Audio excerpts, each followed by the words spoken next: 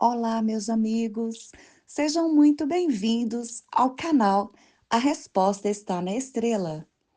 Estamos nos capítulos 10º e 11º do audiobook Como Vivem os Espíritos, por Antônio Fernandes Rodrigues, edição atualizada por Tânia Fernandes de Carvalho, um guia surpreendente sobre a vida após a morte.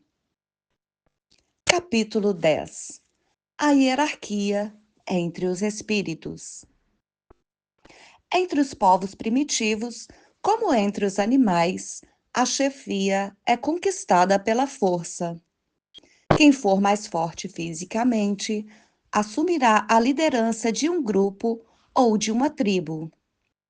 À medida que o homem vai evoluindo, vai se impondo pela astúcia, pela esperteza. Esse ainda o meio pelo qual uma pessoa conquista a direção de uma agremiação, de uma coletividade, de uma nação.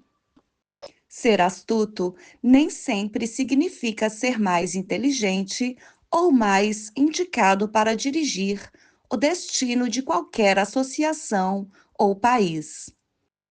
Hoje, o dinheiro está intimamente ligado ao poder. E quando surge, a moeda pesa nas decisões para a escolha de quem vai presidir uma sociedade, seja ela qual for. Quais são os predicados exigidos de um espírito para assumir a direção de uma instituição no plano espiritual? Nas zonas umbralinas mais inferiores, a direção é conquistada por aquele que consegue dominar a plebe por meio da força mental. Nas regiões menos densas, a habilidade e a inteligência são os requisitos que prevalecem para a indicação dos cargos de chefia. Nos planos mais elevados, entretanto, a presidência recai sobre aquele que possui amor e sabedoria. Como o saber não tem limites, porque só é absoluto o saber de Deus, é óbvio que, à medida que vamos subindo os degraus da escala evolutiva, assumimos encargos de direção mais elevados, até alcançarmos a de propostos de Deus, ou seja, de ministros do Criador. André Luiz ficou pasmo quando lhe disseram que o espírito de elevada hierarquia, que se materializara no templo que visitara em nosso lar, cidade espiritual em que desenvolve o seu trabalho e aprendizado, não tinha ainda alcançado a perfeição absoluta, mas apenas a categoria de mentor da humanidade terrestre. O dirigente dos trabalhos pacientemente explicou que o visitante ainda aspirava a alcançar um dia a função de representante da Terra nas gloriosas comunidades que habitam, por exemplo, Júpiter e Saturno. Acrescentou que posteriormente espera fazer parte das assembleias que regem o nosso sistema solar e sucessivamente colaborar com os que dirigem a constelação de Hércules, nossa galáxia e grupo de galáxias, etc.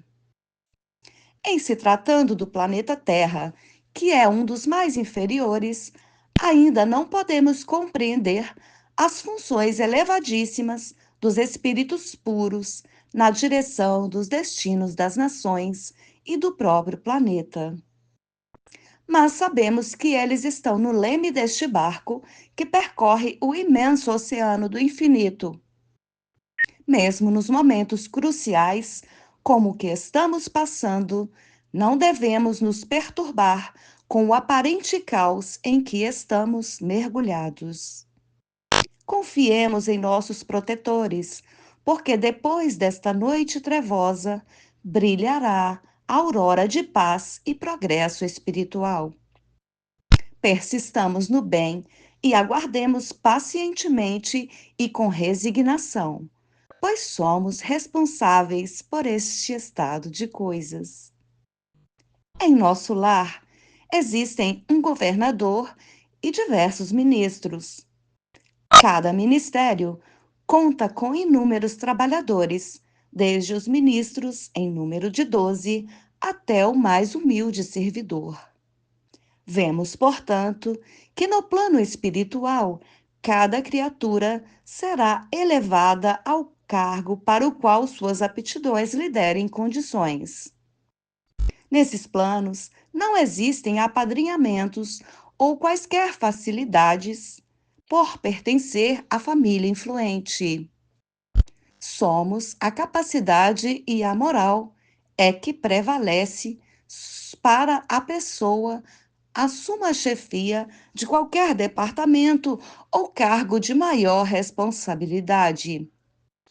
No plano espiritual, os títulos de nobreza, comendas e outros nada significam. O que é da terra fica na terra. Ao desencarnar, despimo-nos das coisas materiais e levamos apenas as espirituais, sejam boas ou más. Aqui é o laboratório das experiências. Lá é a revelação dos resultados dessas experiências. É natural que as conquistas intelectuais não se conseguem numa ou várias existências, mas sim em dezenas ou centenas de viagens terrenas ou em outros mundos. Subindo os degraus do conhecimento, mais ou menos rapidamente, segundo aquilo que fizermos do tempo.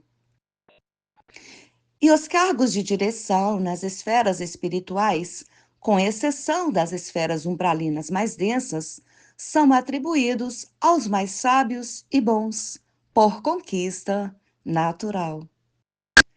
Como seria bom se fosse adotado o mesmo procedimento no mundo dos encarnados.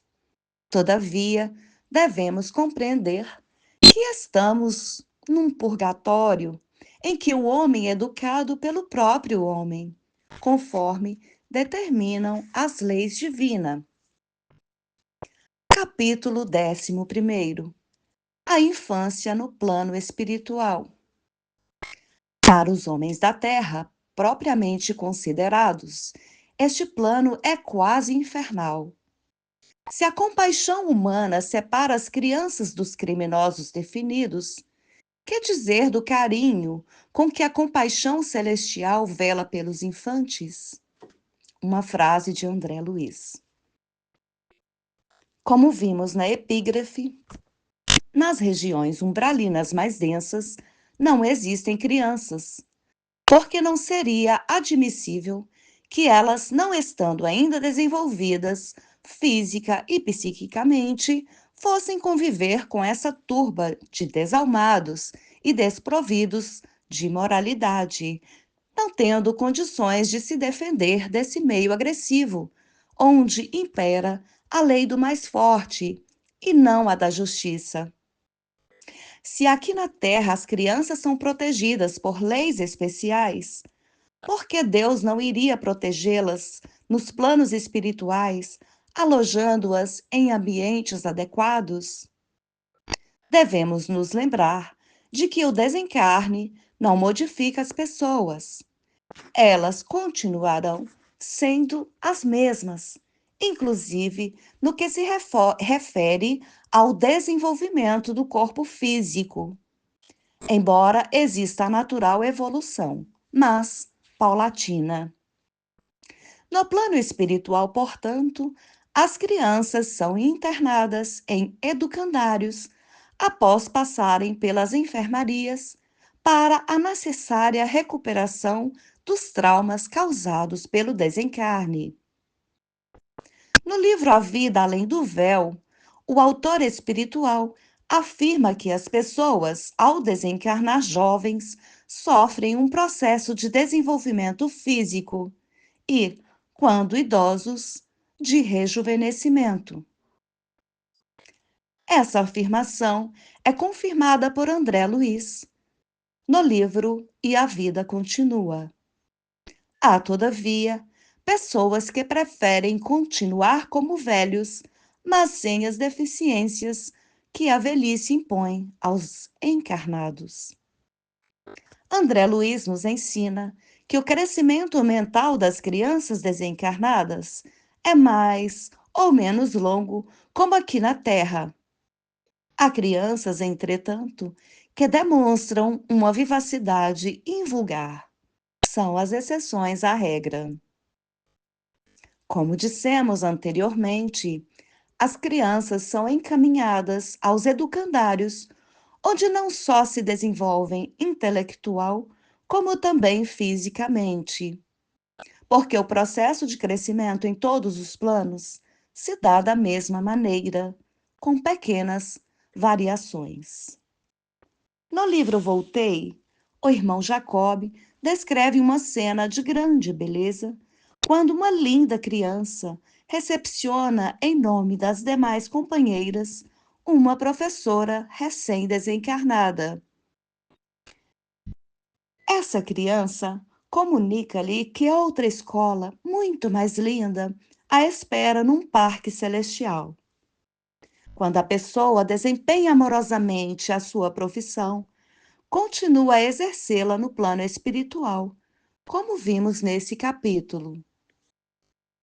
Quem cuida de crianças, entretanto, recebe em dobro as horas trabalhadas, conforme ensina André Luiz. E não é somente em educandários que as crianças permanecem, mas também nas residências de parentes ou amigos. Os casos de internamento são para aquelas que, como aqui na Terra, não possuem familiares em condições de as receberem, seja por estarem em planos inadequados às crianças, seja por não disporem de condições morais para esse fim. No plano espiritual superior, não impera, como aqui, a ideia de posse. Meu filho, minha esposa. São exclamações que não se justificam, porque na realidade somos todos irmãos, filho do Criador de todas as coisas. Assim sendo, as crianças ficarão nos educandários ou em residências que ofereçam melhores condições de desenvolvimento, segundo as peculiaridades de cada criança. Toda a proteção que se dá às crianças, no entanto, não as exime de responder pelos crimes que tenham praticado em vidas anteriores, quando atingirem as condições físicas e psíquicas para esse fim, seja no plano espiritual ou quando reencarnarem. Ninguém burla a lei.